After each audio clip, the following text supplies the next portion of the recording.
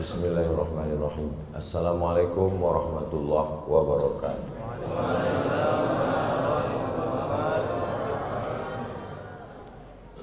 Kalau Tuan pergi ke Batam, di luar pula ya. Kalau Tuan pergi ke Batam, jangan lupa membeli ikan. Dari bunyi sambutan salam, nampaknya jamaah ini belum sarapan. Apa kabar Bapak Ibu semua? Alhamdulillahi Rabbil Alamin. Allahumma salli ala Sayyidina Muhammad wa ala ali Sayyidina Muhammad. Kullu amrin zibalin, semua amal yang baik, walam yubda bihamdillah, kalau tidak dimulai dengan alhamdulillah, fahuwa aqta, amal itu putus. Maksud putus itu tak bisa dia dibawa mati, putus sampai di dunia ini aja.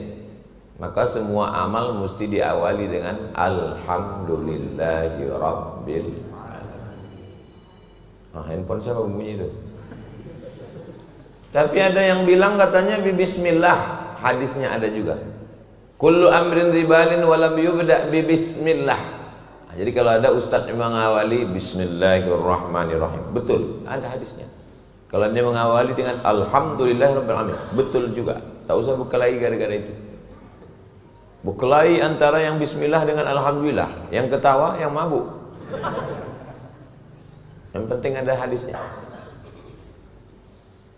Setiap majelis kalau tidak disebut nama dia, maka majelis itu antanajifah, majelis bangkai, majelis busuk, majelis berbau. Maka orang kalau berjumpa berdua pun waktu bersalaman menyebut nama dia. Allahumma salli ala sayyidina Muhammad wa ala ali sayyidina Muhammad. Allahumma salli ala sayyidina Muhammad. Itu sunnah. Bersalaman mengucapkan solawat. Apa ini? Bid'ah ini mengucapkan solawat waktu salam. Memang tak ada Nabi mengatakan kalau kamu bersalaman bersolawatlah kamu, tak ada. Tapi dalam hadis dikatakan kalau satu majelis tidak disebut namanya, maka majelis itu antana jifah. Antana busuk, jifah bangkai. Bangkai busuk, berulat, benanah, berbau.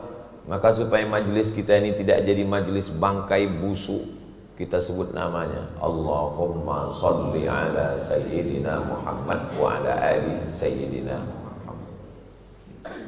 Laisa minna, tidak diakui sebagai umat Nabi Muhammad SAW, man lam yarham saghirana wa lam ya'rif syarafa kabirina. Anak kecil disayangi, orang tua dihormati. Semua anak-anak yang kecil-kecil ini semuanya kita sayangi semua, karena mereka lah yang akan melanjutkan sholat berjamaah di masjid ini nanti. Selama di masjid itu masih ada anak-anak kecil, bersyukurlah. Ini saya tengok subuh ini tadi banyak kali anak-anak kecil. Banyak sekarang masjid tidak ramah anak, tak ada lagi anak kecil. Orang-orang tua aja isinya. Tapi di masjid ini banyak anak kecil. Padahal ini hari Ahad, hari libur ini. Anak kecil dibawa bagus. Kata pepatah orang-orang tua kita, dari kecil terlonjak-lonjak, sudah besar terbawa-bawa, sudah tua terubah tidak. Maka bawalah anak kecil. Memang anak kecil ini agak-agak ribut memang sedikit. Nah, itu kan suara dia aja dari tadi.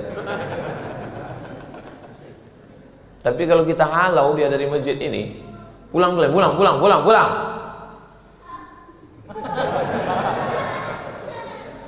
Nanti siapa yang mau meramaikan masjid ini? Kalau di masjid itu masih ada anak-anak berlari-lari, berteriak-teriak, melompat-lompat, bersyukurlah. Ada video saya tonton. Pas sedang sholat, anak itu di belakang ribut. Mungkin bapaknya emosi, mundur, dia disipakkannya anak itu ke belakang.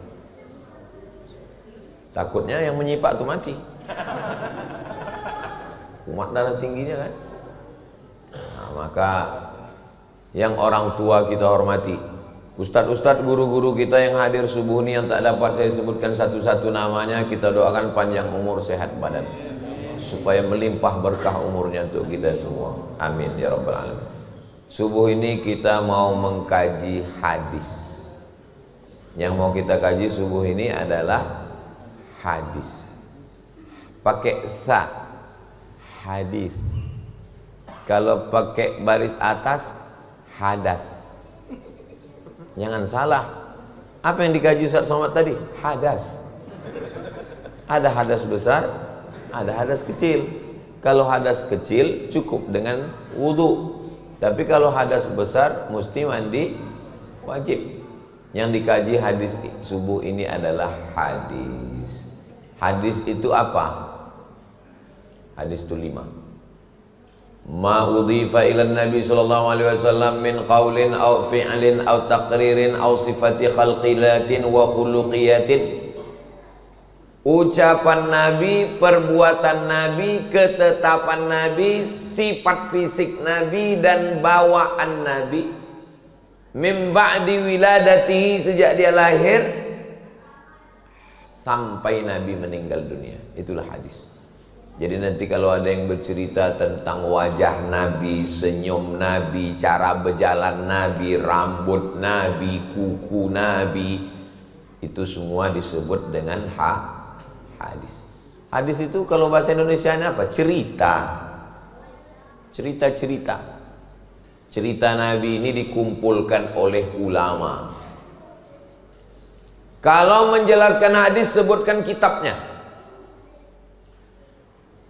Kata Nabi, mohon maaf ya Pak, dalam kitab apa? Pokoknya jangan kau tanya-tanya.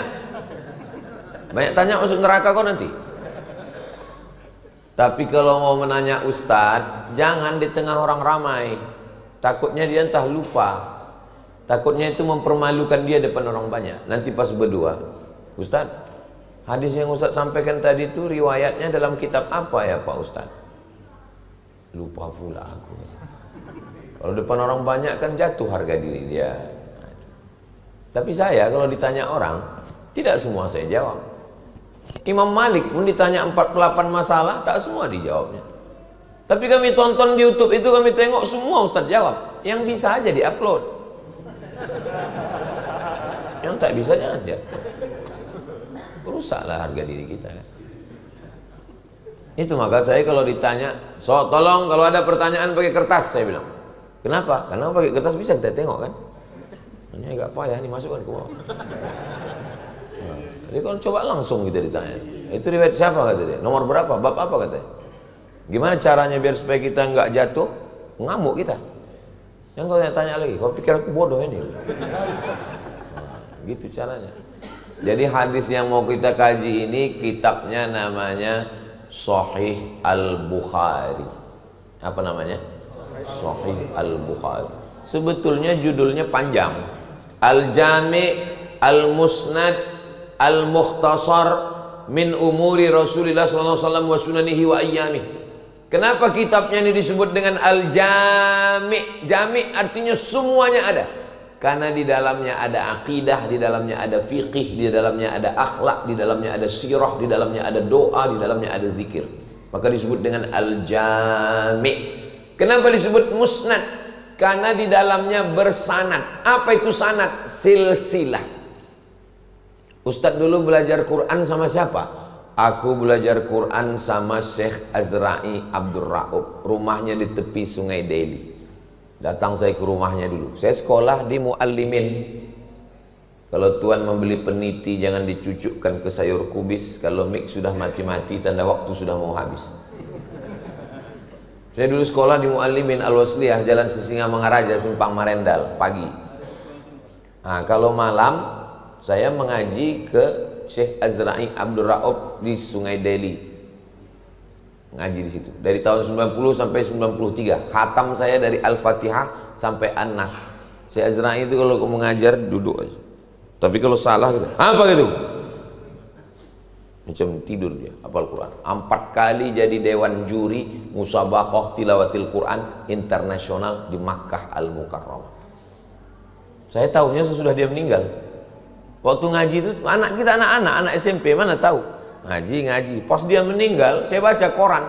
Sudah meninggal hari ini ulama besar internasional, pernah jadi 4 kali dewan juri di Makkah Al-Mukarramah, dihormati oleh pemerintah Saudi Arabia dan dunia. Syekh Azra'i Abdul, guru tempatku mengaji dulu. Hebat rupanya dia. Allah maafillahu warhamhu wa'afihi wa'afain. Syekh Azra'i itu belajar ke siapa? Namanya Syekh Ahmad Hijazi di Makkah Al-Mukarramah. Dari gurunya, sampailah ke sahabat Nabi namanya Ubay bin Ka'ab, Utsman bin Affan, Sayyidina Ali bin Abi Thalib, sampailah ke Sayyidina Muhammad sallallahu alaihi wasallam. Itu namanya sanad. Jadi tolong dihidupkan lagi sanad-sanad Al-Quran di Medan ini, karena Medan ini tempatnya qori-qori, ulama-ulama besar dulu di Medan ini. Imam Masjidil Haram di Makkah itu punya muridnya itu datang ke Medan ini, diangkat menjadi imam besar Masjid Raya Al-Masun oleh Sultan Delhi, namanya Syekh Hasan Ma'sum. Syekh Hasan Ma'sum ini udah tua. Jadi waktu itu ditanya orang, Syekh Hasan Ma'sum, nanti kalau engkau meninggal dunia siapalah pelanjut engkau? Ditunjuk Syekh Hasan Ma'sum, itu yang akan melanjutkan nanti. Yang ditunjuknya itu namanya Syekh Muhammad Arsyad Thalib Lubis, ulama-ulama besar. Tolong anak-anak muda tulis biografinya di sosmed, supaya orang tahu Medan ini tempatnya ulama-ulama hebat. Ini sekarang saya tidak di Sumatera Utara nih, tinggal saya di Riau.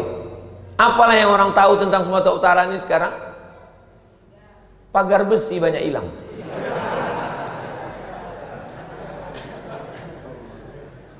Saya menengok dari luar, padahal di sini dulu sarangnya ulama-ulama besar yang hebat-hebat itu dari sini.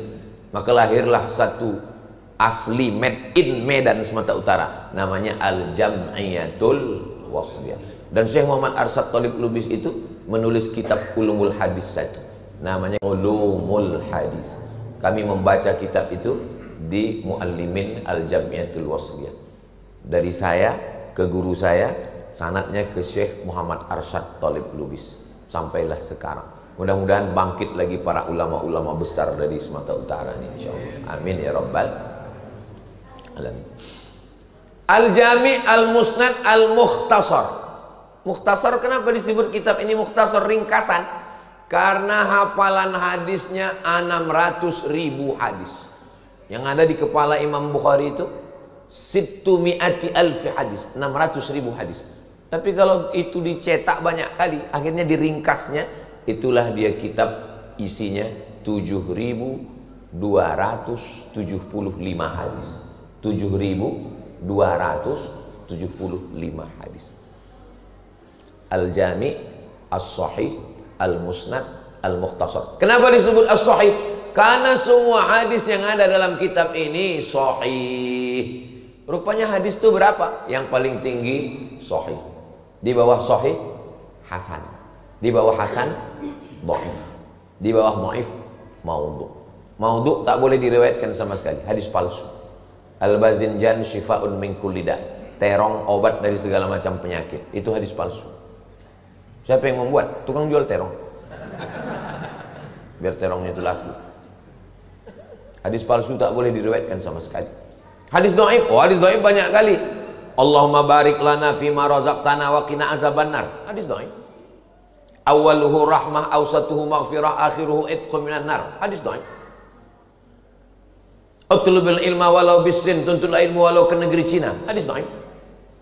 Sekarang banyak ustaz-ustaz berceramah, hadis dhaif tak boleh diriwayatkan. Hadis dhaif, kata Imam Nawawi, ajma'al ulama'u ala jawazil amali bil hadisid dhaif. Ijma' ulama boleh mengamalkan hadis dhaif kalau cukup 5 syarat. 1, bukan masalah halal haram. 2, bukan masalah akidah. 3, tak ada periwayatnya yang kazab, penipu, pendusta, pembohong. 4, masih bernaung di bawah hadis sahih. 5, untuk fadail a'mal, motivasi beramal. Misalnya ada ustadz nanti khutbah Jumat, disampaikannya, semangatlah anak-anak Medan menuntut ilmu. Utlubil ilma walau bisin, tuntutlah ilmu walau ke negeri Cina. Boleh apa tak boleh? Boleh. Apa pula salahnya? Bukan masalah akidah, bukan masalah fikih, bukan ada periwayatnya yang pendusta, masih bernaung di bawah hadis sahih. Dan untuk fadail a'mal, memotivasi supaya orang belajar. Tuntutlah ilmu ke negeri Cina. Dulu begitu, sekarang tak perlu, karena Cina itu sudah datang kemari. Sampai jauh-jauh ke sana. Nah, jadi jangan sembarangan. Ini baru mendengar 2 kali YouTube, orang anti hadis dhaif langsung menyalah-nyalahkan orang. hadis hasan dan hadis sahih tak ada ikhtilaf antar ulama, boleh diamalkan. Jadi hadis yang mau kita bahas subuh ini hadisnya hadis sahih, tak ada ikhtilaf. Kenapa sahih? Karena semua yang ada dalam Sahih Bukhari itu sahih, hadis sahih. Bukhari bukan nama orang. Imam Bukhari bukan nama orang. Bukhari artinya orang Bukhara. Bukhara, Bukhari. Orang Makkah, Al-Makki. Makkah, Al-Makki. Madinah, Madani. Medan? Medan. Nah, jadi kalau ada nanti nama Ustadz Al-Mukarram, Ustadz Abdul Somad Al-Maidan, dikomplain orang, apa pula Al-Maidani, bukan orang Medan dia katanya. Man sakana baladan arba'a sanatin, man sakana baladan arba'a sanawatin faqad sahha an yunsab ilaih. Siapa yang tetap di suatu kota selama 4 tahun, boleh dipakai nama kota itu. Jadi kalau ada orang yang menyebut nama itu, namanya Ustadz Abdul Somad Al-Maidani itu, bukan orang Medan dia. Iya, tapi dia dulu sekolah 5 tahun di Medan. Nah, itu jawabnya. Boleh dipakai. Ini daerah mana nih? Daerah kecamatan apa? Labuan Deli. Al-Delhi. Dulu ada namanya ulama besar Ustadz Husain Sardani, tamat dari Irak, dari Baghdad, Irak, dari tempat Saddam Hussein.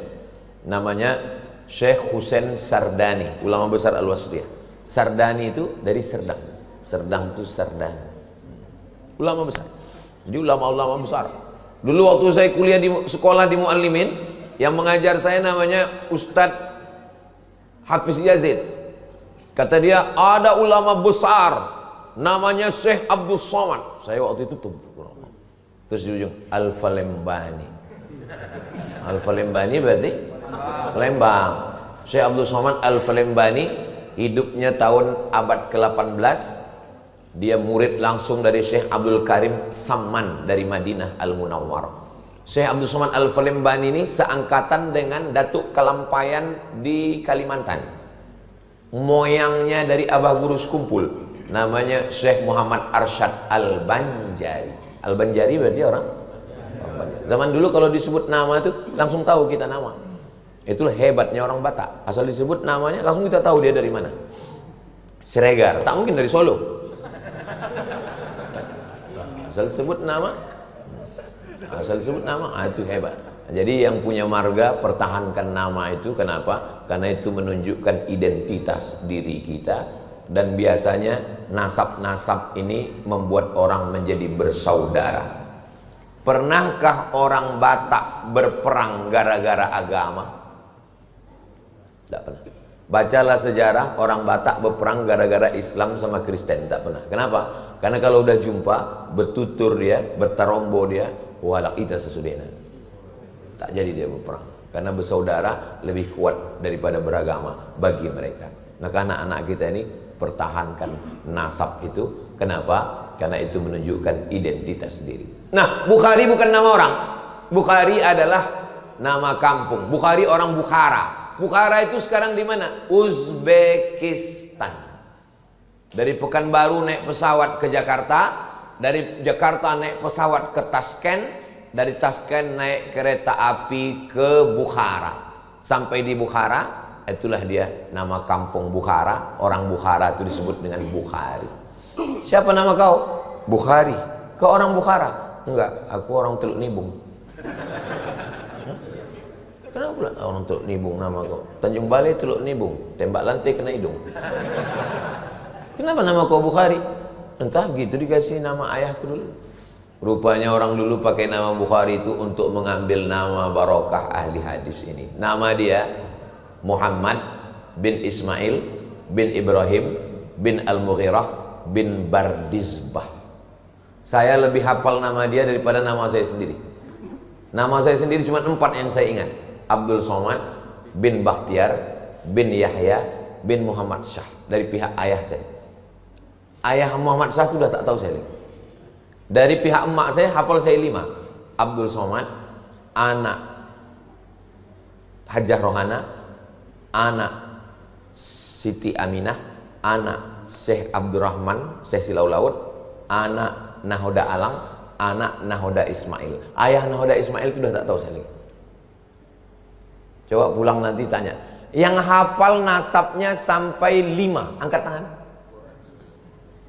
Mati maita. Dapat aja agak 3 jadilah. Jangan sampai nanti anak kita pas ditanya orang, coba sebutkan nasab kau. Aku anak bayi tabung. Kau coba sebutkan nasab kau. Aku Pak Ustadz, dulu ada imam masjid pulang, dibukanya pintu, ditengoknya dalam kardus, itulah aku. Jadi siapalah nama kau dibuat di KTP? Bin Kardus. Jangan buat nama bin yang tak baik. Kalau tak tahu nama ayahnya, buat bin Abdillah, anak hamba Allah. Abdillah, Abdurrahman, Abdurrahim boleh, asal jangan Abdul Somad. Disangka orang anak saya, padahal bukan. Muhammad bin Ismail bin Ibrahim bin Al-Mughirah bin Bardisbah. Bardisbah ini bukan orang Arab, orang Persia, mu'allab masuk Islam. Jadi atuk Imam Bukhari yang kelima itu mu'allab masuk Islam. Mu'allab itu tidak hina. Ini kadang orang, alah kau baru berapa lah generasi kau Islam, atuk kau pun mu'allab. Jangan dihina mu'allab, karena mu'allab itu ulangan amalnya dari nol, tak berdosa sama sekali. Kalau ada saudara-saudaraku yang mu'allab, dia ejek orang, apa kau mu'allab? Iya aku mu'allab, amalku dari nol. Kau dosa aja isi catatan amal kau. Nah, pertama yang mesti diketahui, hadis ini ada dalam kitab apa? Sahih Bukhari. Siapa yang meriwayatkan hadis ini? Hadis ini diriwayatkan sahabat Nabi namanya Abdullah bin Abbas. Nabi punya ayah namanya Abdullah. Nabi punya ayah namanya Abdullah. Abdullah bin Abbas ini punya ayah namanya Abbas. Abbas anak Abdul Muttalib. Muhammad anak Abdullah anak Abdul Muttalib. Yang meriwayatkan hadis ini Abdullah bin Abbas bin Abdul Muttalib. Pertanyaannya, apakah hubungan mereka? Memang kalau belum sarapan nih payah berpikir memang. Ulang sekali lagi ya, ulang sekali lagi. Muhammad anak Abdullah anak Abdul Muttalib. Yang meriwayatkan hadis ini Abdullah anak Abbas anak Abdul Muttalib. Apakah hubungan mereka? Kalau emak saya dengan emak dia adik beradik, itu namanya sepupu. Tapi kalau ayah adik beradik namanya sewali. Nah, ini mesti tahu nih anak-anak ini. Kenapa anak tak tahu? Karena ayahnya tak menjelaskan. Itu saudara sepupu, sikit-sikit sepupu, sikit-sikit sepupu. Kalau emak adik beradik itu namanya sepupu. Kalau nenek adik beradik dua pupu. Itu saudara kau, Ustadz sama dia macam mana? Kami dua pupu. Saya dengan Bang Idris yang berpantun-pantun tuh dua pupu. Nenekku namanya Siti Aminah, nenek dia namanya Siti Fatimah. Siti Aminah dengan Siti Fatimah ini sama-sama anak Syekh Abdurrahman. Jadi kami dua pupu karena nenek kami adik-beradik. Kalau emak adik-beradik namanya sepupu. Kalau ayah adik-beradik namanya sewali. Kenapa disebut ayah adik-beradik itu sewali? Karena kalau mati ayahnya, mati atuknya, mati adiknya, mati abangnya, bisa dia mewalikan nikah. Itu maka disebut dengan saudara sewali. Kalau emak kita dengan ayah dia adik-beradik, apa namanya? Kalau bahasa Melayunya peseloroan. Kenapa disebut peseloro? Karena dia berseloro, lama-lama berlaki berbini. Awalnya berseloro, gula-gula lama-lama nikah. Nah itu dia peseloroan. Baru tulang. Paham? Kalau bahasa Arabnya namanya binti ammi. Begitu. Anak-anak kita ini mesti saya jelaskan. Saya di rumah emak saya itu saya jelaskan. Ini namanya Syekh Abdurrahman. Dia punya anak namanya Siti Fatimah. Siti Fatimah punya anak namanya Siti Ruqyah. Yang dari induk ini namanya Siti Aminah. Punya anak namanya Syekh Muhammad Ali. Nama adiknya lagi Siti Hadiah. Yang ini punya anak namanya Syekh Abdul Latif. Nanti punya anak-anak. Jadi setiap datang tamu hari raya aku tanya, Kau sama ini apa hubungan kalian?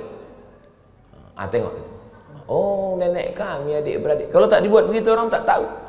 Lebih kenal dia kawan di Facebook. Jadi tolong buatkan ini. Itulah hebatnya orang Batak. Orang Batak tarombo itu dijaganya. Betul? Makanya kalau udah panggil, jumpa dia, ada margamu. Baru habis itu ditanya, apalah kau manggil aku? Apa ya? Berarti kau Batak palsu, kata dia. Itu dijaga. Karena dia ditutur urut ke atas, kita ini rupanya bersaudara. Halak kita sesudena. Rupanya bersaudara. Ustaz janganlah bilang Batak, kami orang Jawa. Sedulur sederek sedoyo kabeh. Pripun kabare panjenenganipun? Muga-muga sing melu acara iki padha kabeh mlebu nang surga. Aku ya iso ngomong Jawa. Nek sampean arek ngomong aku iso. Sampean wong Jawa apa wong Batak? Saudara yang dimuliakan Allah Subhanahu wa taala. Lah ya ada orang awak di siko. Di mana kampung? Enggak ada orang awak Pekanbaru mah. Payakumbuh. Lai suku apa? Hah? Banja. Bubuhan. Sabarata. Masya Allah, tabarakallah. Saya suka sekali belajar bahasa. Dari kecil saya memang suka belajar bahasa. Sampai di Mesir pun gitu. Asal jumpa sama orang Arab, saya bercakap terus dengan orang Arab. Jumpa saya di Maroko, mesti wajib belajar bahasa Perancis. Sikit banyak mesti tahu. Karena kalau tidak, asal ditengoknya wajah kita asing, dia tak mau pakai bahasa Arab. Ça va bien. Ça va bien artinya apa kabar? Jutaime. Jutaime artinya I love you. Comment tu t'appelles? Comment tu t'appelles artinya siapa namamu? Yang paling penting dihafal kalau ke Maroko adalah kalimat je ne parle pas français. Je ne parle pas français artinya aku tak bisa bahasa Prancis.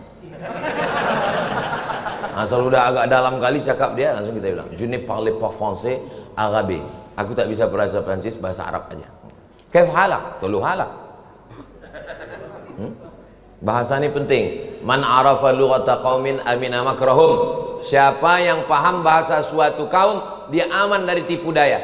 Saya mau ngasih tahu, yang mengulis kitab Sahih Bukhari 7.275 hadis itu bukan orang Arab. Bukan orang Arab.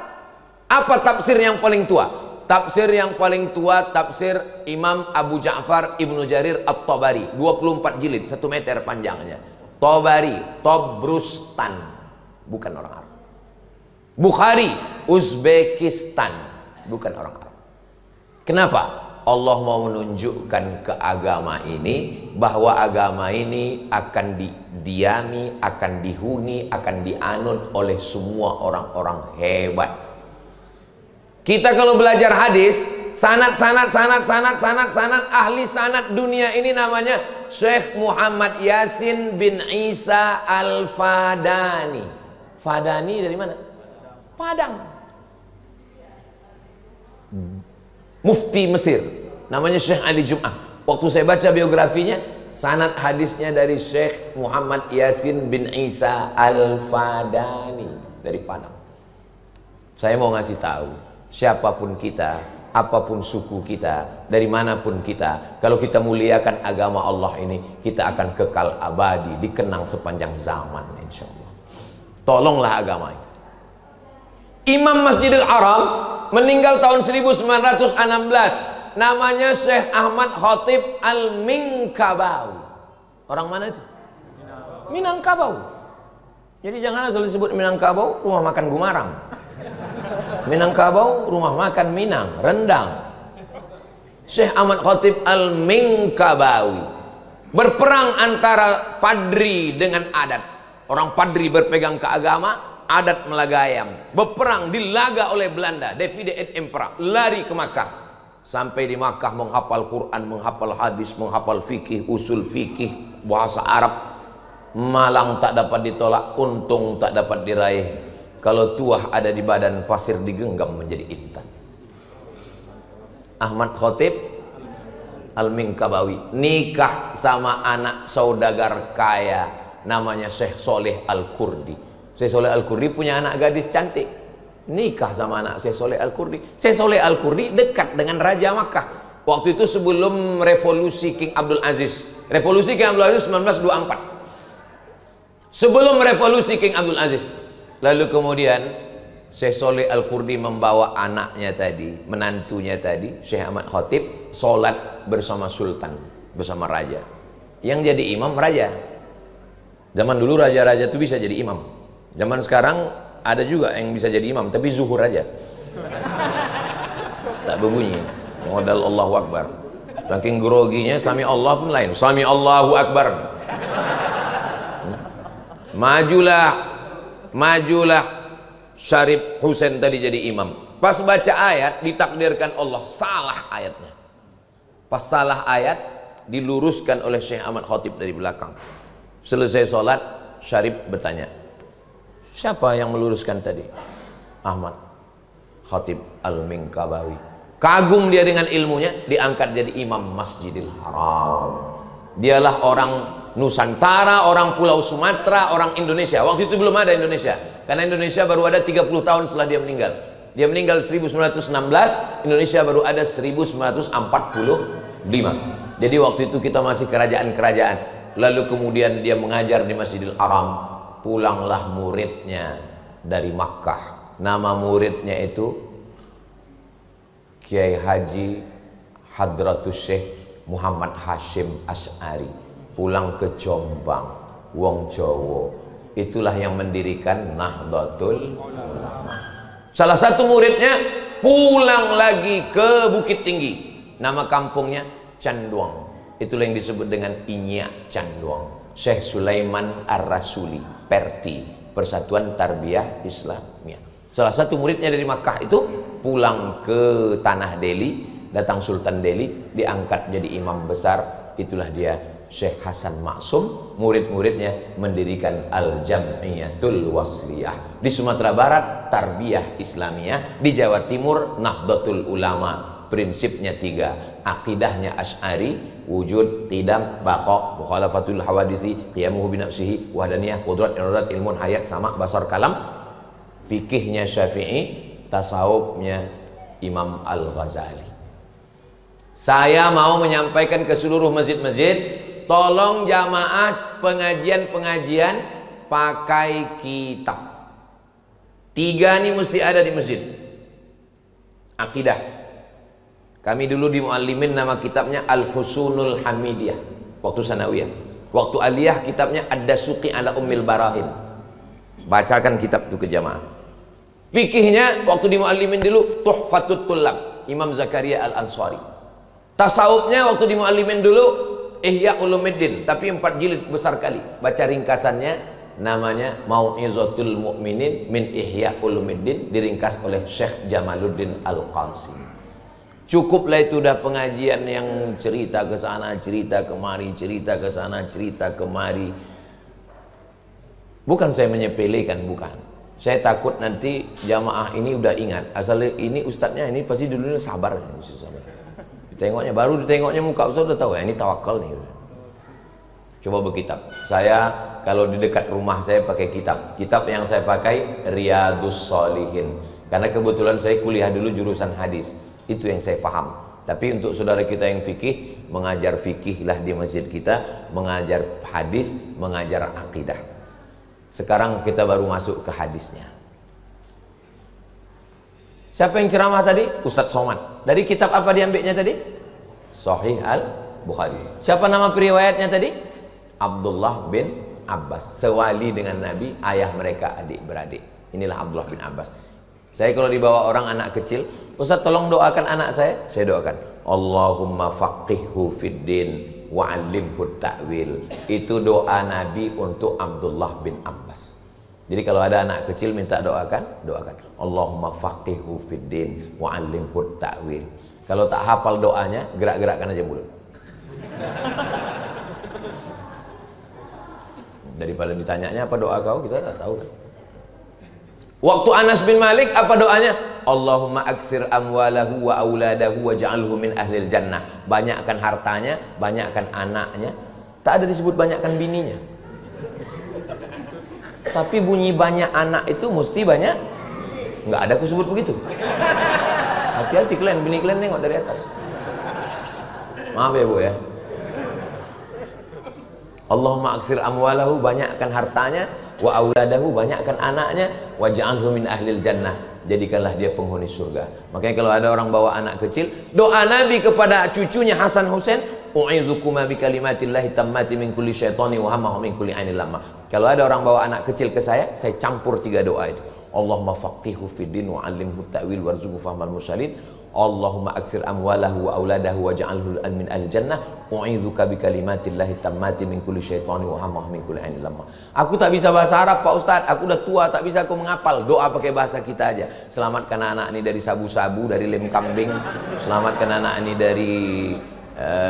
dari mencuri besi-besi masjid. Selamatkan anak ini dari buah kecubung. Selamatkan dari ganja. Selamatkan dari mabuk pertamak.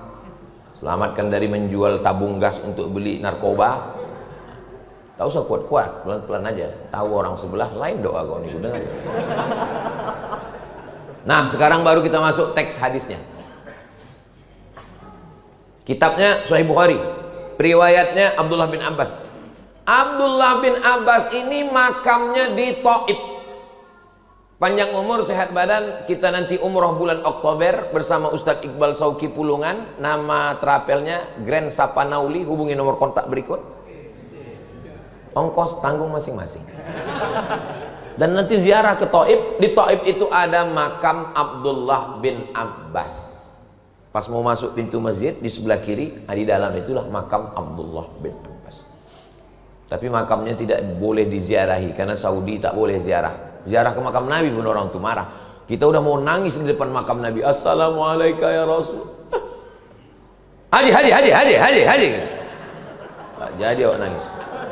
Udah siap udah mau nangis. Akhirnya nangis juga keluar. Pas tanya, kenapa kau nangis? Dimarahi polisi itu tadi. Nah, jadi beliau meninggal. Dan sahabat Nabi yang paling banyak tafsir Al-Qur'annya adalah Abdullah bin Abbas. Kalau mau menengok tafsir Abdullah bin Abbas paling lengkap dalam kitab tafsir At-Tabari. Diriwayatkan oleh murid-muridnya. Imam Ad-Dhahhak murid dia, Mujahid murid dia, Qatadah murid dia. Ini semua adalah ahli tafsir. Nah, sekarang kita baru masuk ke teks hadisnya. Apa bunyi teks hadisnya? Ma min ayyamin, tidak ada hari selama 360 hari selama setahun 12 bulan ini. Al-amalus salihu fihinna ahabbu ilallah.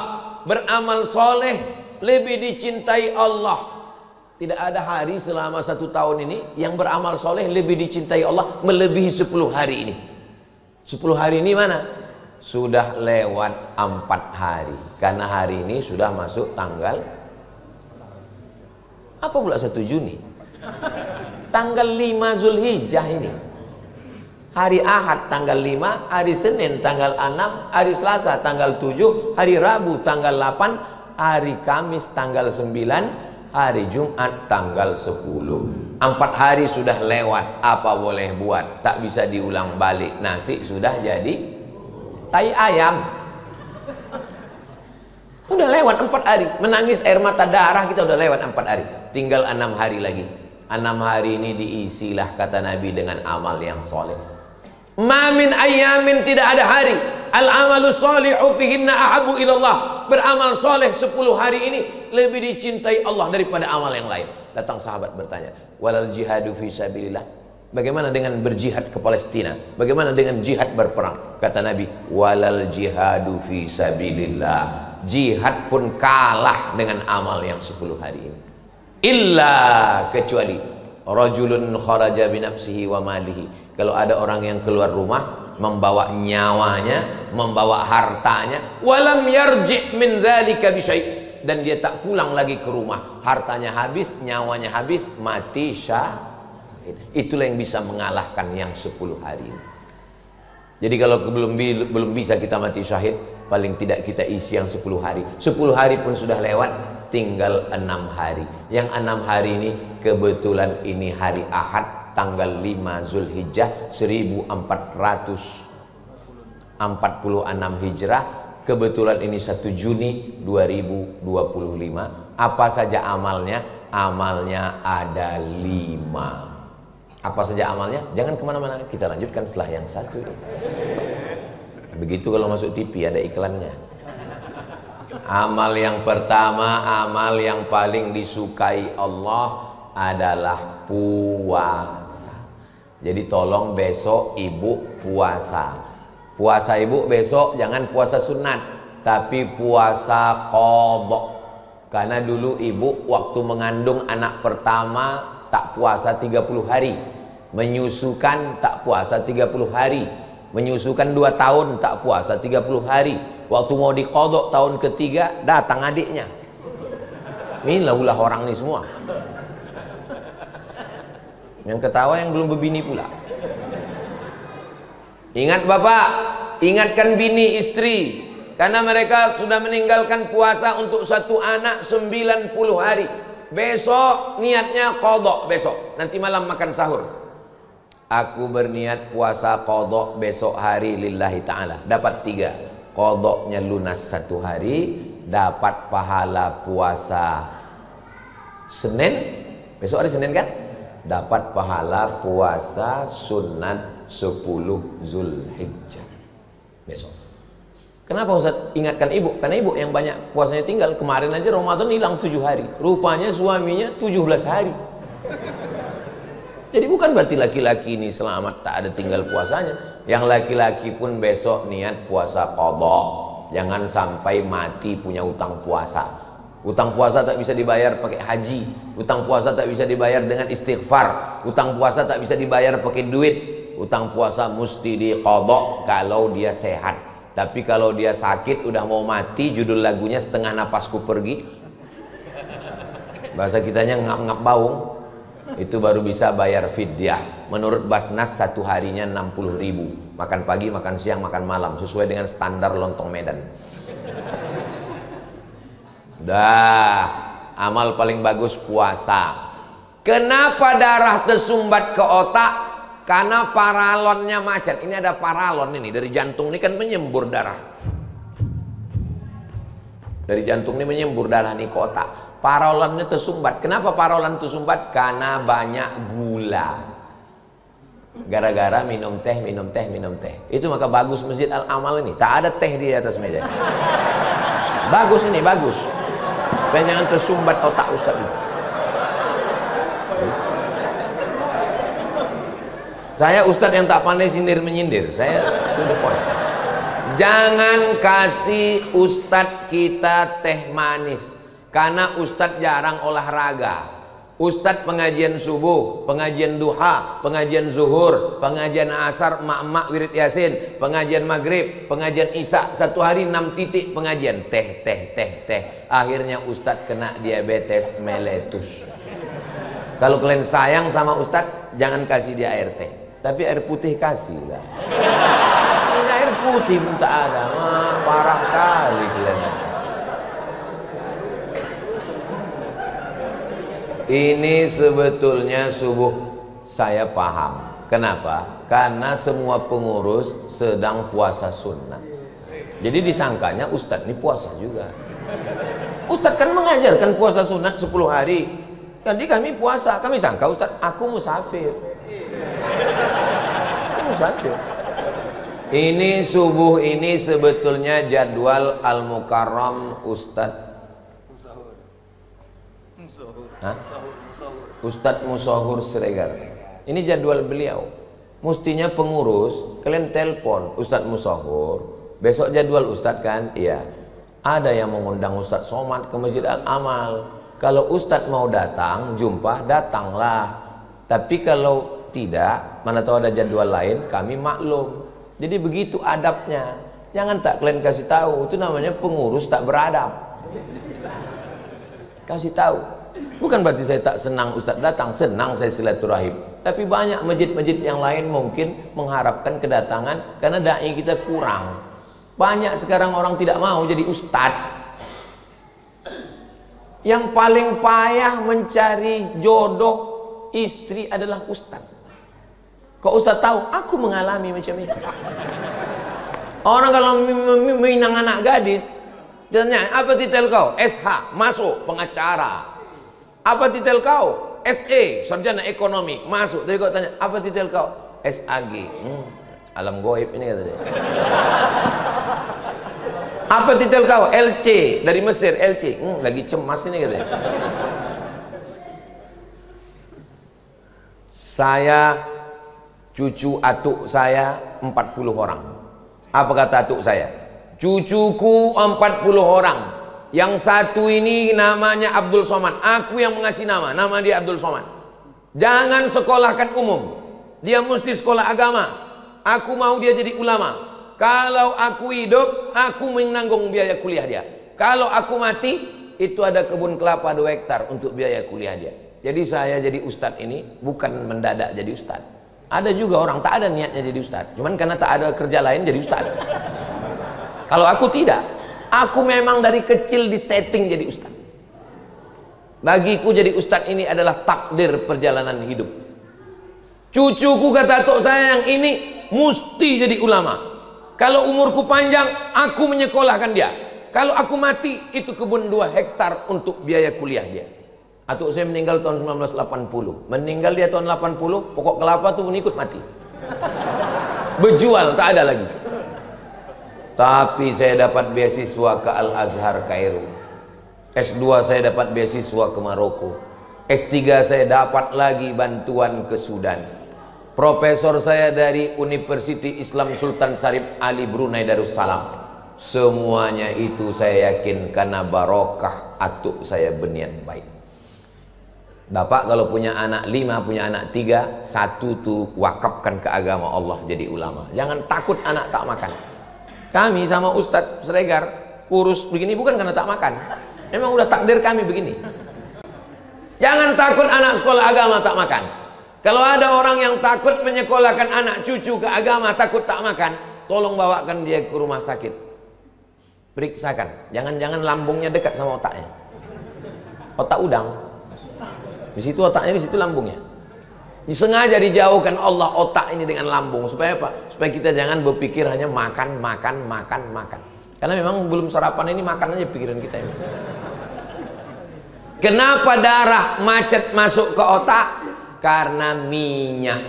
Dari mana minyak datang? Santan. Makan lontong Medan, santan. Soto Medan, santan. Kuah kacang berlemak, santan. Gorengan-gorengan, minyak. Minyak, santan, kolesterol tersumbat. Obat yang paling bagus puasa. Maka kalau ada bapak-bapak sakit-sakit, tak enak badan, asam urat, asam lambung, asam kumbang, asam sulfat, tidak ada obat lain, puasa. Makanya dalam hadis dikatakan sumu tasihu, berpuasalah kamu maka kamu akan sehat. Ini banyak sekarang perempuan-perempuan ini puasa, pas ditanya puasa apa? Diet.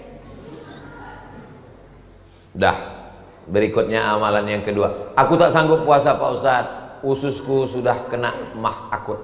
Yang tak sanggup puasa, amalan yang kedua, banyak-banyak sholat sunat. Bangun malam, sholat sunat wudhu, sholat sunat taubat, sholat sunat tahajud, sholat sunat hajat, sholat sunat witir. 5 malam. Pagi, sholat sunat tahiyatul masjid, sholat sunat qabliyah, sholat subuh, terbit matahari, sholat sunat isyraq. Nah, ini nanti habis pengajian ini kita sholat sunat isyraq 2 rakaat. Ada waktunya tidak? Imsak, subuh, zuhur, asar, maghrib, isya. Tambah satu lagi, syuruk. Jam berapa syuruk di Medan? 6.12. Kadang lebih percaya kita sama Google daripada orang zaman sekarang. Mohon maaf ya Pak, bukan tak percaya. Cara mencarinya, waktu sholat Medan. Waktu sholat Medan terbitnya 6:14. Waktu lewat matahari di atas bumi 6:14, itu tidak boleh sholat karena itu waktu tanduk setan. Jadi matahari itu bulat begini, bulat matahari itu terbit. Waktu dia terbit itu datang setan menghampiri, itulah waktu tanduk setan. Kalau ada orang pas jumpa, apa kabar bro? Sehat setan bilang. Itu namanya waktu tanduk setan. Berapa lama? Setinggi tombak kaidah ram'in. Setelah diukur menurut ilmu astronomi, setinggi tombak itu 12 menit. Sekarang menurut waktu Medan terbit matahari 6.12, 6.14, tambah 12 berarti 6.26 sudah bisa sholat sunat isyraq 2 rakaat. 6.26. Niatnya usolli sunnatal isyraq rakaatain. Bagi yang Al-Wasliyah sama NU sama Perti, bagi Muhammadiyah tak usah pakai usolli, enggak pakai usolli. Allahu Akbar. Tak usah berkelahi masalah usolli tak usolli ini. Dulu di Medan ini orang berkelahi masalah usolli tak usolli. Sekarang alhamdulillah tak berkelahi lagi Pak Ustaz. Kenapa? Karena sama-sama tak sembahyang.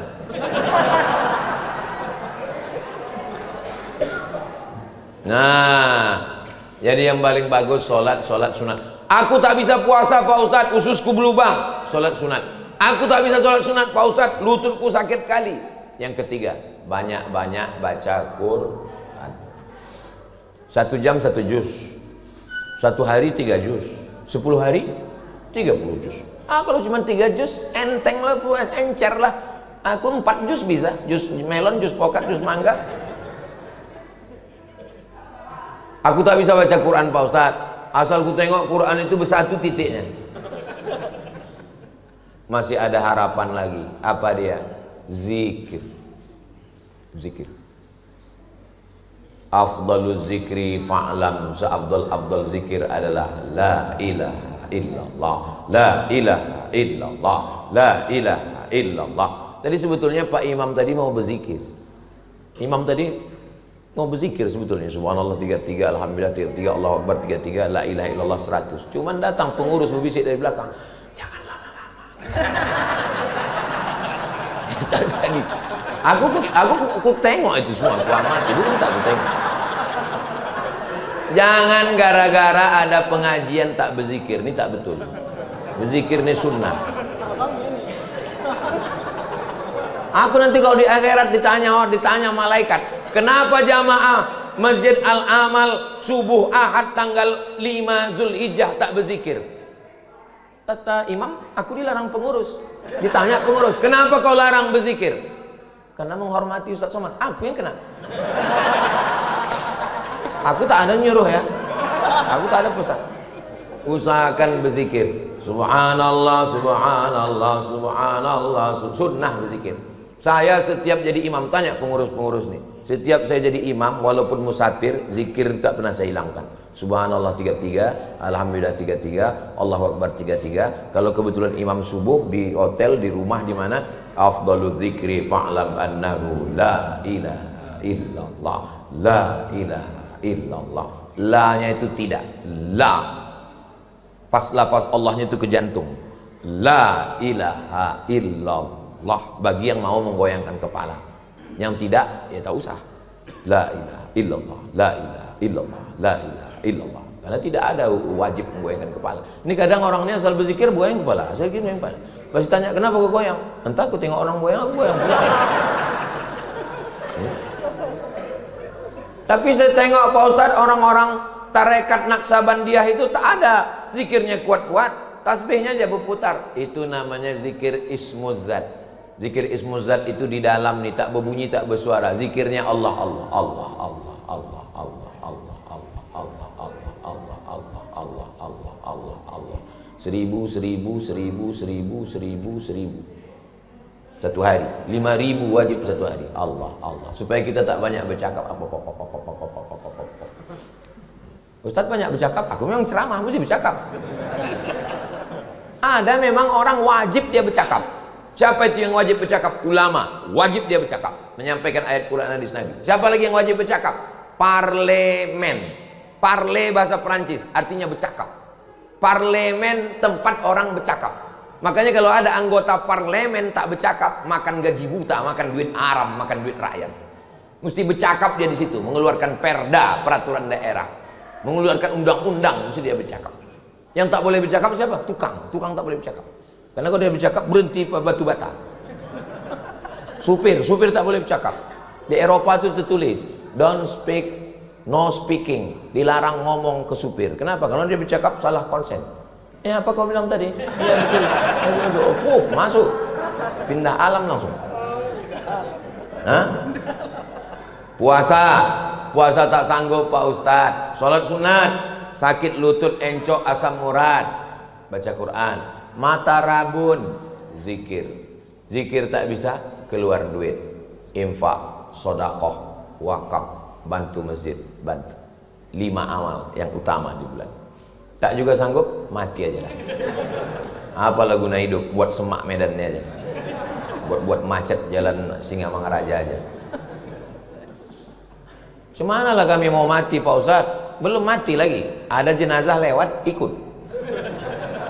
Nampak jenazah yang ikut, daripada habis besi-besi masjid ini nanti. Mudah-mudahan dipanjangkan Allah umur kita supaya kita bisa beramal soleh. Apalah hidup ini? Apalah hidup ini? Mau ku tanya dulu. Saya kalau yang tua segan, saya yang anak-anak muda lah tanya. Mana anak muda tanya. Itulah yang menunduk. Takut dia tanya. Bang, kasihlah saya definisi hidup. Apalah itu hidup?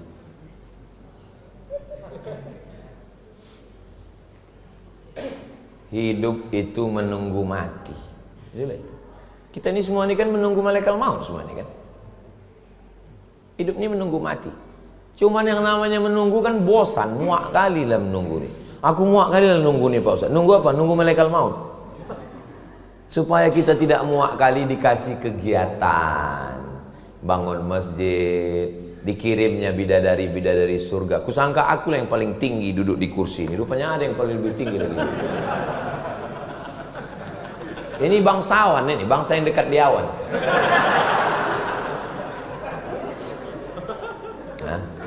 Supaya jangan muak kali kita nunggu malaikat maut ini datang, dikasihnya bini, dikasihnya anak, dikasihnya menantu, dikasihnya kawan. Akhirnya kita lupa bahwa kita ini menunggu mati. Ingat, kalau kita mati, 5 amal nilai yang kita bawa. Puasa, sholat, baca Quran, zikir, sodakoh. Kawan yang katanya kawan akrab, kawan dekat, ini kawan bro, besti, teman saya. Ingat, seakrab-akrabnya kawan, kita mati, dia makan ayam, bubur kacang hijau, tahlil malam ke-7, malam ke-3, malam ke-7, malam 40, 100 hari, 1000 hari, haul. Mati kita, enak dia menjawab, sedap kali, untung kau mati, kata dia. Nah, bini yang katanya sehidup semati, adik sehidup semati, pas mati kita, kau hidup, aku mati. Harta kita berubah. Harta yang katanya kita cari bersama berubah menjadi harta gono gini. Apa artinya? Kau begono, aku begini. Yang kekal dibawa mati ini 5. Janganlah mau disanjung-sanjung, engkau digelar manusia agung. Sadarlah diri, tahu diuntung, jasad terbujur, keranda diusung. Lagu ini tidak boleh dinyanyikan dalam 2 momen. Pertama, waktu acara orang nikah. Jangan ibu nyanyikan lagu itu pas nanti ada orang nikah. Kalau nikah itu lagu yang bahagia. Barakallah lakuma wa baraka alaikuma. Semangat dia. Ini enggak. Berikut ini mari kita dengarkan satu lantunan lagu dari jamaah Masjid Al-Amal.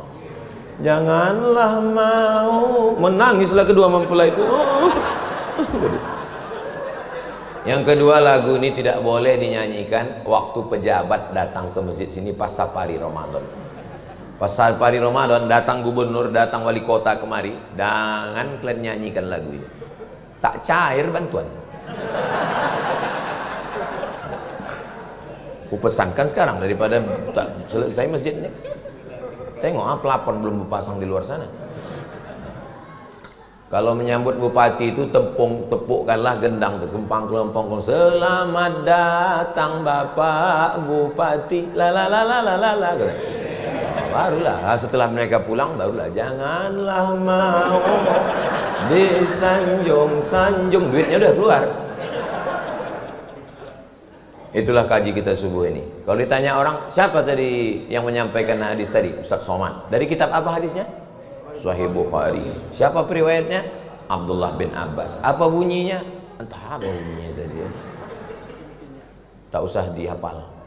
Share aja video di channel Ustadz Abdul Somad Official. Subscribe, like, share, and comment. Mana yang lebih baik, berkurban kambing atau lembu? Ustadz, tolong buatkan video bahwa berkurban itu lebih afdal kambing. Karena Nabi berkurban pakai kambing. Nabi berkurban motong kambing. Bikabsyaini 2 ekor kambing, amlahaini putih bersih, akranaini betanduk. Kenapa lah bapak nih ngotot betul? Rupanya dia jual kambing. Patutlah dia minta kambing. Karena Nabi SAW yudhahi bikabsyaini. Nabi menyembelih 2 ekor kabsh. Bahasa Arabnya kabsh. Karena payah orang kita nyebut kabsh, kibas. Kabsh. Kabsyaini kambing domba, bukan kambing kacang, kambing domba yang bulunya tebal. Macam Bob Marley rambutnya. Amlahaini putih bersih. Akrana ini betanduk. Betanduk maksudnya udah berumur. Kalau dia domba 1 tahun masuk kedua. Jaz'ah 8 bulan. Saniyah 1 tahun masuk kedua. Tengok dari giginya. Kalau 2 giginya rata, itu masuk tahun 1 masuk kedua. Kalau dia rubak 4 gigi, itu 2 tahun masuk ketiga. Yang paling tua adalah sudus. Sudus artinya 6 gigi rata. Nah, jadi zaman dulu kambing itu ditengok tanduk sama dibuka mulut tengok gigi. Kenapa? Karena tak ada aktenya. Zaman dulu nikah pun begitu, karena tak ada akte suruh buka gigi. Tengok. Kalau udah menjulur itu udah tua. Itu maka tak boleh memotong gigi. Makanya dalam hadis tak boleh memotong gigi. Kenapa? Karena memotong gigi itu berarti menipu calon mempelai. Itu hukum fikihnya. Nah, tolong jangan tersinggung ya, mungkin ada cakap. Mana tahu ada yang bertanduk, ada yang bergigi tersinggung kan. Kunci mendengar ceramah Ustaz ini satu, jangan tersinggung. Ada beberapa jamaah tersinggung, pulang, meninggal. Dah. Hadis Nabi mengatakan tentang sholat hari Jumat. Siapa yang datang saat pertama seperti berkurban seekor unta. Siapa yang datang saat kedua seperti berkurban seekor lembu. Siapa datang saat ketiga seperti berkurban seekor kambing. Kalau begitu kambing nomor 3 yang afdal adalah unta. Kebetulan dia jual unta. Jadi yang betul itu yang mana Pak Ustaz? Saya pakai mazhab Syafi'i. Dalam mazhab Syafi'i, nama kitabnya Fathul Bari, Syarah Sahih Bukhari. Nama penulisnya Imam Al-Hafiz Ibnu Hajar Al-Asqalani. Kata Imam Al-Hafiz Ibnu Hajar Al-Asqalani, yang paling afdal adalah yang paling banyak dagingnya. Itu lagi. Kambing atau lembu? Kambing atau unta? Tengok mana yang paling banyak daging. Memang kambing, tapi rupanya kambing ini ayahnya lembu. Kambing jumbo. Satu kambing 200 kilo. Bagus. Sapi, tapi kurus. Dikeroyok pula bertujuh. Dagingnya tak ada. Sapi itu sakit. Kenapa sapi itu kurus? Menderita kali. Karena bininya cerewet. Bini sapi itu bukan bini orang. Jadi kalau ada orang berkurban 1 ekor kambing gemuk, afdal. Berkurban 1 sapi limosin 1 ton, 1 miliar harganya, bagus. Panjang umur, sehat badan, mudah-mudahan kita bisa berkurban sapi yang besar-besar, insyaallah. Nama dagingnya Wagyu. Mohon maaf Pak, Wagyu jangan disini. Wagyu tulisannya. Daging sapi yang tidak berserat. Kenapa sapi kita itu kasar berserat? Karena dipakai membajak. Sapi yang di Australia tidak diikat, dilepaskan di padang rumput. Itu makanya gemuk, makan tidur, makan tidur, makan tidur, potong. Kalau ada laki ibu yang makan tidur, itu dagingnya lembut kali itu. Cepat daftarkan ke Masjid Al-Aman.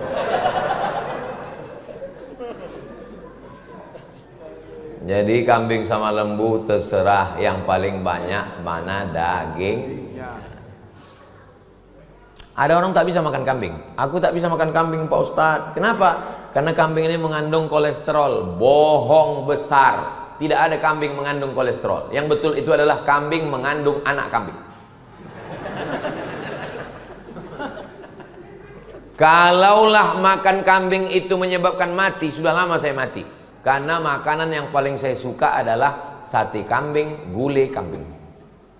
Gulai kambing yang kuahnya tidak terlalu kental. Kalau kental, pedas, hilang selera saya. Yang mana tahu kalian mau menyediakan. Ustadz, surga yang ditempati Nabi Adam dulu, apakah sama dengan surga yang mau kita tempati nanti? Memang jamaah masjid Al-Amal ini orangnya pengajian. Kita bisa tahu orang pengajian itu dari pertanyaannya. Ini pertanyaannya semua pertanyaan ilmiah. Dari pertanyaan itulah kita tahu bahwa orang itu ngaji. Karena kadang di beberapa kertas itu pertanyaannya, Pak Ustadz, Nabi Adam sama Hawa nikah, siapa Pak kuahnya?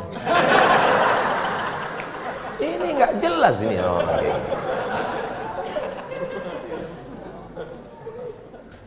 Surga yang ditempati Nabi Adam sama Hawa dulu adalah surga yang akan kita masuki. Karena ada orang mengatakan surga yang tempat Adam dulu bukan surga, tapi Taman Eden. Maka disebut dengan Jannatu Aden. Aden itu Taman Eden dan dekat sungai Efrat, sungai Tigris. Bukan, tak betul. Yang betul adalah surga tempat Adam dulu, itu adalah surga yang akan kita masuki nanti. Jadi kalau begitu surganya sudah ada atau belum? Sudah ada. Itulah surga yang dimasuki Nabi waktu Isra Mi'raj itu. Nabi udah masuk ke dalam, udah naik. Surga itu ada. Cuman penghuninya ya kita-kita inilah. Aku tengok kalian macam gak yakin. Yakin kali kalian masuk neraka. Man qala la ilaha illallah Muhammad Rasulullah dakhalal jannah. Siapa yang mengucapkan la ilaha illallah Muhammad Rasulullah, maka dia masuk surga. Semua kita ini akan masuk surga ke situ nanti insyaallah. Mana dalilnya bahwa surga yang dulu itu tempat Adam, itulah tempat kita masuk? Karena di pangkal ayat itu ada tulisannya al-jannah. Al itu alif lam ma'rifah. Ma'rifah itu berapa dalam nahwu? 7. Wala yajuzul ibtida bin nakirah malam tufidka inda zaidin namirah. Innal ma'arifa sab'atun fiha sahal ana solihun zamal fatabni ya rajul. 7 nakirah, 7 ma'rifah. Ma'rifah menunjukkan bahwa, contoh ma'rifah nakirah begini. Assalamualaikum warahmatullahi wabarakatuh. Jawab. Kalau bapak jawab waalaikumsalam, berarti salam yang dari saya bukan salam yang dari bapak. Karena yang dari saya assalamualaikum, sedangkan bapak menjawabnya waalaikumsalam. Yang betul adalah waalaikumsalam. Yang ma'rifah dibalas dengan ma'rifah, tak boleh ma'rifah dibalas dengan nakirah. Kalau bahasa Inggrisnya definite dan indefinite. Nah, nanti kita belajar bahasa Arab 6 SKS. Nahu yang paling rendah namanya matan al-ajurrumiyah. Naik ke atas kawakib durriyah. Naik ke atas al-imriti. Kalau di muallimin dulu nahunya, kalau sudah aliyah ad-dasu, nahunya adalah Alfiyah Ibnu Malik, syarahnya Syarah Ibni Aqil. Syarah Ibni Aqil. Yang mengajar dulu Ustaz Hafiz Yazid. Allahumma firlahu warhamhu wa'afihi wa'fu anhu. Nahu itu untuk mengetahui gramatikal bahasa Arab. Karena dalam Al-Quran itu adalah digunakan kata al-jannah. Maka al-jannah lil ahdi ma'rifah. Alif lam al-jannah yang dulu itu, surga itu juga yang akan kita masuki nanti insyaallah. Mana dalil yang kedua? Dalil yang kedua adalah bahwa indikasi qarinah dari ayat Quran hadis Nabi bahwa memang surga itu yang di langit itu bukan surga yang ada di bumi, yang taman-taman. Taman itu bahasa Arabnya jannah juga memang, tapi bukan jannah yang itu. Yang dimaksud adalah jannah tempat kita nanti masuk dan kita akan berkumpul dipanggil Allah. Ya ayyatuhan nafsul mutmainnah irji'i, balik. Ini bukan tempat kau. Medan ini bukan tempatmu. Tempatmu adalah irji'i ila rabbiki radiyatan mardiyah fadkhuli fi ibadi wadkhuli jannati. Jannati, jannah itu bukan jannah yang ada di samping sungai Efrat, sungai Tigris. Jadi kita berpegang kepada ahlus sunnah wal jamaah. Surga tempat Nabi Adam dulu, surga itu juga yang akan kita tempati nanti. Pak Ustadz, ya katanya laki-laki nanti ada dapat bidadari di surga. Iya. Ini yang nanya nih ibu-ibu.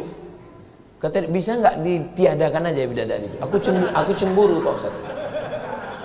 Tidak semua laki-laki itu masuk surga mau mencari bidadari. Kira-kira kalau Habibi masuk surga, yang dicarinya bidadari atau ainun? Ainun yang dicarinya. Karena Bapak Presiden B.J. Habibie itu meleleh air mata sampai datang ke psikiater. Psikiater menyarankan dia untuk menulis tentang kisah-kisah dia. Akhirnya difilmkan. Itulah dia film Ainun Habibie. Sampai mati tak bisa berpindah ke lain hati. Kira-kira Zainuddin kalau meninggal yang dicarinya bidadari atau Hayati? Hayati. Tenggelamnya kapal Panderbik. Pantang pisang berbuah 2 kali Hayati, kata Zainuddin. Akhirnya tenggelam dalam kapal Panderbik. Anak-anak kita sekarang nggak tahu cerita ini. Yang tahu dia cerita drama Korea. Bohong itu semua. Tak ada nilai-nilainya. Yang dia tahu hanya India. Orang kalau kehilangan jati dirinya, kehilangan budayanya, maka dia akan mencari mengadopsi budaya lain. Padahal novel-novel karya Buya Hamka luar biasa. Dan Buya Hamka itu lama di Medan. Buya Hamka lama di Medan. Baca cerita dia tentang kehidupan dia di Medan. Baru akhirnya kemudian dia pindah ke Jakarta. Dan ketika Buya Hamka ceramah di Sabah Sarawak, Sultan Sabah Sarawak minta supaya dikirim dai. Buya Hamka itu ormasnya Muhammad dia. Tapi yang dikirim 19 orang dai ke Sabah Sarawak, Malaysia. Yang dikirim Buya Hamka adalah 19 dai-dai Al-Wasliyah, bukan Muhammadiyah. Betapa Buya Hamka berlapang dada menerima perbedaan. Saya waktu ke Sabah Sarawak masih berjumpa satu orang usia 70, 80, 90. Betul Buya yang dikirim Buya Hamka dulu. Iya, kami 19 orang dikirim Buya Hamka waktu Sultan Sabah Sarawak minta kami menjadi dai. Semua kami orang Al-Wasliyah. Kenapa yang dikirim Buya Hamka Al-Wasliyah? Karena di sana mereka sholat subuhnya berkunut dan mereka membaca Bismillah jahar. Kalau dikirim Buya Hamka Ustadz Muhammadiyah berkelahi orang itu di sana. Tengok Buya Hamka tidak mengedepankan mazhab, tapi dia berlapang dada menerima perbedaan. Buya Hamka itu imam besar di Masjid Al-Azhar Blok M Jakarta. Hari Jumatnya azannya sekali. Ketika dia tahu ada ulama besar Kiai Haji Abdullah Syafi'i mau datang sholat Jumat, apa kata Buya Hamka? Buat azannya 2 kali untuk menghormati Kiai Haji Abdullah Syafi'i. Buya Hamka berlapang dada menerima perbedaan. Nata'awan fima tafaqna wa nata'azar fima ikhtalafna. Rupanya kalau kita ceramah di depan orang yang hatinya tulus, khusyuk, ikhlas, tak terasa waktu itu sudah lama kali berlalu. Kita sudah terlambat 20 menit sholat sunat isyraq 2 rakaat. Kita sholat sunat isyraq 2 rakaat, nanti ketika Bapak Ibu semua sedang sholat, itulah waktunya saya pulang. Karena kalau enggak gitu, gimana saya mau pulang? Ini udah payah ini. Semua kita mudah-mudahan istiqomah iman dan Islam. Anak-anak kita soleh dan solehah. Kita semua diberikan husnul khatimah, masuk surga bersama Rasulullah. Ala hazihin niyah al-Fatihah.